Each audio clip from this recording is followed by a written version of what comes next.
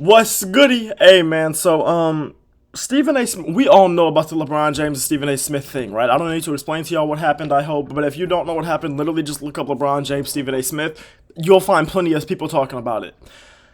But the one thing that I really want to focus on, and this is something I really wasn't going to touch on at all because it kind of felt like something where it was like LeBron was just standing up for his son, you know what I'm saying, doing what pretty much any father would do, any good father would do. Because he wasn't standing up for his son because Stephen A. talked about his son's basketball abilities. LeBron was letting that go throughout the entire draft process and all of that throughout really pretty much the whole entire year up until this point right now. But what it seems like LeBron was talking to Stephen A. Smith about was how he was not cool with Stephen A. Smith talking about you, LeBron James, as a father, have failed. And if I'm LeBron James, I wouldn't be cool with that either. That's one of those things where it's like you're out of bounds with that. Like, I failed as a father because I got my son to the NBA. Like, what are you talking about? But I don't just want to talk about how I disagree with Stephen A. Smith and how I think what Stephen A. Smith was completely out of bounds.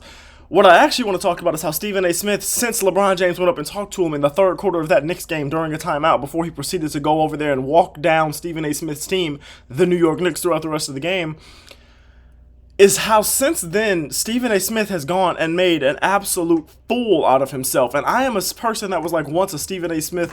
I'm still like a pretty, you know what I'm saying, a Stephen A. Smith, I wouldn't say fan, but it's like one of those things where I respect what he's done for the sports media industry. I respect what Stephen A. Smith has become, and I respect that, hey, they're talking about he's about to sign a multi tens of millions, hundreds of millions of dollars a contract. And as a guy that's trying to up and come in this YouTube space and that's trying to make it into to become a prominent face in sports media, seeing that there's this much money in that industry is something that, like Kenny Beecham talked about. He was like, it motivates me more, and it does the same thing for me. It motivates me more.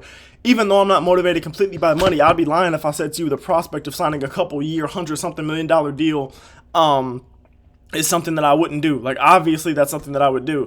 So let's talk about this, man. Stephen A. Smith went on his show, went on First Take, and then yesterday went on the Gilbert Arenas show to all talk about what happened with LeBron James and everything like that. He went on here and he made quotes. I wasn't talking about your son. I'm talking about your ass. All of it. You know what? I'm not just going to read it. I'm going to show you on Twitter. Hold on. I'm not just about to read this to you. We're going to go ahead and we're going to actually look at it because I want to show y'all that this is like the level of insanity. I have this stuff in my bookmarks. I was preparing to talk about this video last night. Once I saw some of the stuff that Stephen A. Smith was saying, I was like, okay, yeah, we gotta just talk about it. So boom. Stephen A. Smith, right here. I wasn't talking about your son, I'm talking about your ass. All of us as reporters, as a league, had to sit back and be quiet to capitulate your shit, to capitulate to your shit. You did that. I thought it was weak. LeBron James, him on LeBron confronting him, I thought it was weak. Listen. And these are two really good points right here. Only when it's LeBron can pulling up to someone face to face be considered weak. And then I think Nick Wright had the best take or the best kind of analysis of all of this out of anybody. If that were Michael or Kobe, it would be part of their legend. That's the most true statement I've ever heard. As a Kobe Bryant fan, Kobe Bryant is my favorite player to ever touch a basketball court. If that was Kobe Bryant or Michael Jordan, they'd say that's what makes him a killer, that's what makes him so feared, blah, blah, blah. But then when it's LeBron, they say, oh, LeBron's not intimidating, LeBron's not feared at all, blah, blah, blah. When it's LeBron, it's super weak. Well, first of all, Stephen A. Smith, if you thought it was weak, if you wanted to say all of this stuff about, I'm talking about your ass, you didn't look like you were saying it in this clip up here. It didn't, to me. Legend. To me, it doesn't look like he's in here talking. It doesn't look like he's saying much back to LeBron at all. It looks like he's just standing there and dealing with it, just standing there and listening to him because what else can he do? He was in the wrong. So for you to do absolutely seemingly nothing, now maybe you absolutely went off, but I can tell based on the body language, and I'm no body language expert, but just based on my human knowledge of body language, it doesn't really seem like LeBron James. It doesn't really seem like you were saying all this to LeBron's face when he met up to you face to face. Another thing I want to talk about, how is it weak for him to talk to you face to face? It's weaker for him to send you a text. It's weaker for him to throw shots on social media. It would be weaker for him to even call you. Now, granted, him calling you wouldn't have been weak at all, but I'm saying out of the options, talking to you face-to-face in person, waiting for you to pull up, is the least weak move he could have made. Like, what are we talking about? As a man, our standard is you go talk to that man face-to-face. We not with none of that internet beefing. We not with none of those Twitter wars. We are with going to see in person and talking about our beef in person, settling your business as a man in person. Any man watching this video agrees that that is how things are handled by men who are men. Okay? And then Stephen A. Smith is over here talking about how, oh, I thought it was weak, I thought it was bullshit. Bro, what are you talking about? What do you mean? Like, genuinely, what are you talking about? I thought it was weak for you to be talking about him as a father when all he did for his son was get him to the G League, where, let's keep in mind, he's hooping. LeBron James Jr., Bronny, is averaging 20 points per game and like 5 assists in the G League. Other guys that were drafted around him this year that are playing G League minutes, they're not averaging that.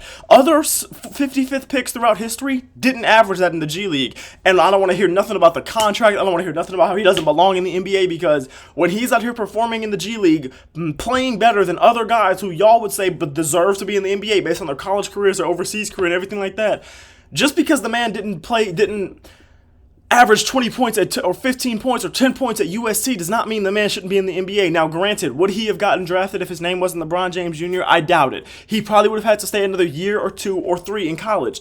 Are we forgetting, though, that this young man had a heart attack before that season? That he missed part of the season because he had a heart attack he was recovering from?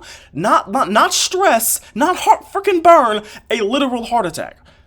So that alone should be enough to give him the benefit of the doubt, right? When we're talking about him with hoops. But I just don't get why Stephen A. Smith is doing this. Now, Stephen A. Smith, I'm not even going to hold you. My brother, you look like a bitch. You do, because you're making yourself look worse. And I'm not calling you a bitch, but I'm saying you look like one during this whole media campaign. Could you imagine pulling up to someone and talking to them face to face about a problem they apologize for, or they do whatever else that it seems, that they do whatever else it seems happens. You know what I'm saying? And then they go on, and you apologize, and then instead of saying anything about their face-to-face, giving them any pushback face-to-face, or at least this level of pushback face-to-face, you go on a whole media tour just capitalizing off of it, while LeBron hasn't said a word about it since then.